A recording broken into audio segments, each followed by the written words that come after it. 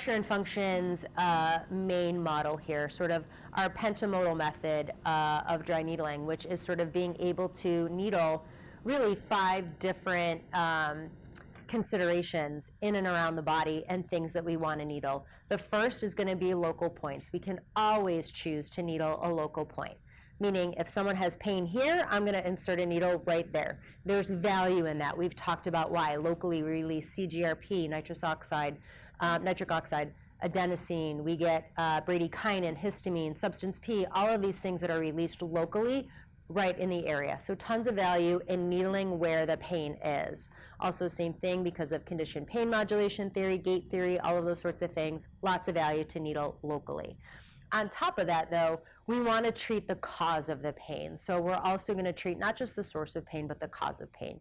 We want to treat, and we've got many, many choices to choose from there. We have the ability to treat the fascial points. And those fascial points, as we've talked about, I've taken from Stecco's work.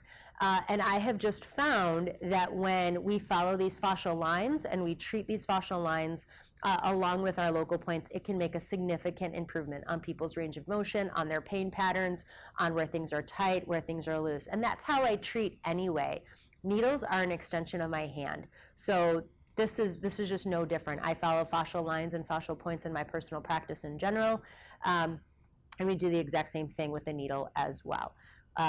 To recognize that certain things, if I have some tightness in this area, I certainly can tug and affect something that's going on up here, which is why I treat the entire fascial line as a whole. Next, we can do the primary passive trigger points. Those are the primary passive trigger points per Dr. Dung. And we have that book. We talked about where those primary passive trigger points come from. They are often a superficially accessible way to get to the nerve, which is why most of them are named by the nerve that is correlated to them.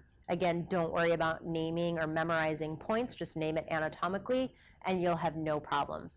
But know that the primary passive trigger points, so if someone's got an elbow issue, I'm doing all the passive trigger points in the upper extremity as well, not just the ones in and around the elbow. So it's a very sort of global treatment, which again, that's how I treat in general.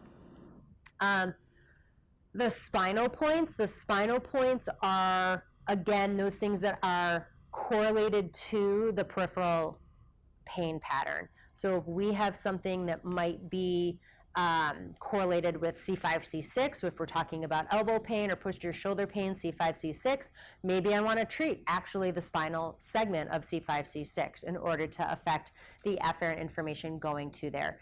And in that same manner, we can follow the peripheral nerve all the way down to truly and really kind of affect the afferent nervous system as well. So we certainly can choose to follow the peripheral nerve patterns too. We won't actually most likely needle the nervous tissue, but we certainly can needle in and around the epineurium and really alter the afferent information that that nerve is processing.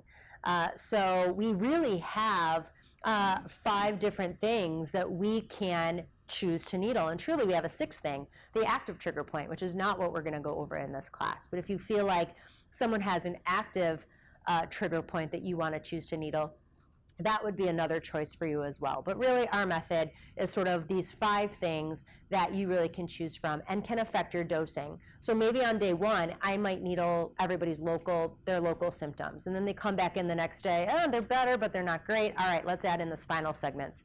Okay, they're better, but we can do more. Let's add in the fascial points. Okay, awesome. Let's add in the passive trigger points. Great. Add in peripheral nerves. So we have all of these things from a dosing standpoint that if people are getting better, but they're not quite there yet, you've got a lot of different structures that you can choose from with our method, which is great.